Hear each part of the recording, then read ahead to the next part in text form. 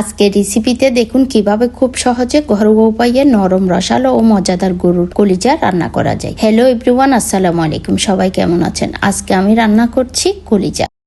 প্রথমে আমি একটি ডেকচিতে গরম পানি সিদ্ধ করে নিলাম। এরপর দিয়ে দিচ্ছি কলিজাগুলো, একটু সিদ্ধ করে নিব।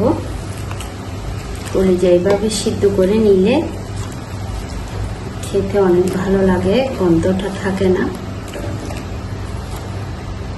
কলিজার আলাদা একটা গন্ধ আছে, এটা থাকবে না। একটু সিদ্ধ করে নিলে তারপর রান্না করব। দেখতে পাচ্ছেন কলিজার আলাদা একটা ময়লা আছে, এই তো। এগুলো একটু সিদ্ধ করে নিলে খেতে ভালো লাগে। পানিটা ছেঁকে ফেলে দিচ্ছি।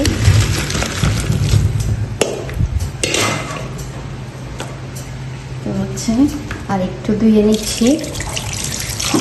ইয়ার আগে সিদ্ধ করার আগে ধুয়েছিলাম, তবু আর একটু ধুয়ে নিচ্ছি আমি, ময়লাগুলো যাতে চলে যায়।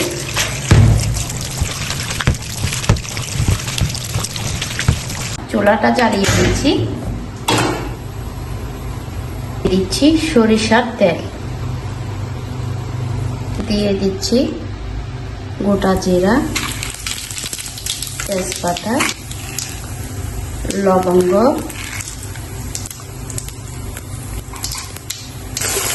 দিয়ে দিলাম পেঁয়াজ কুচি।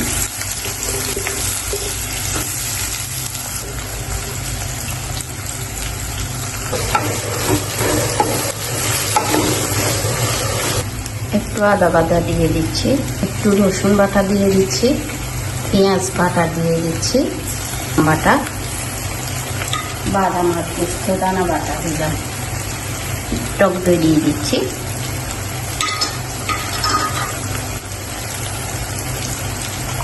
নারকেল বাটা দিয়ে দিচ্ছি, গোটা কাঁচামরিচ দিচ্ছি। এটা ভালো করে ভেজে নেব। হলুদের গুঁড়া দিয়ে দিচ্ছি, মরিচের গুঁড়া দিয়ে দিচ্ছি, ধনিয়ার জিরার গুঁড়া। ভেজে নিচ্ছি ভালো করে। লবণ দিয়ে দিচ্ছি,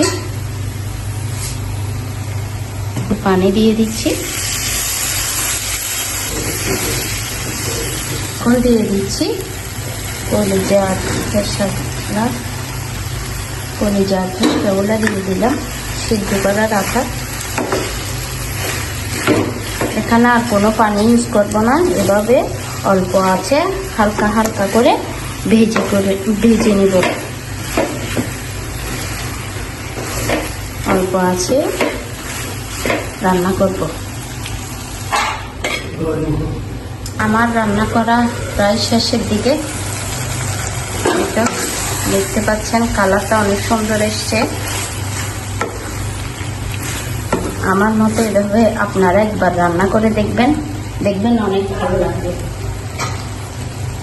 এখন দিয়ে দিব ধনিয়া কুচি।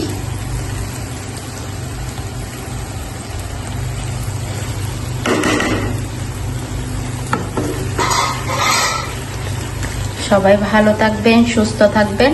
আল্লাহ হাফেজ।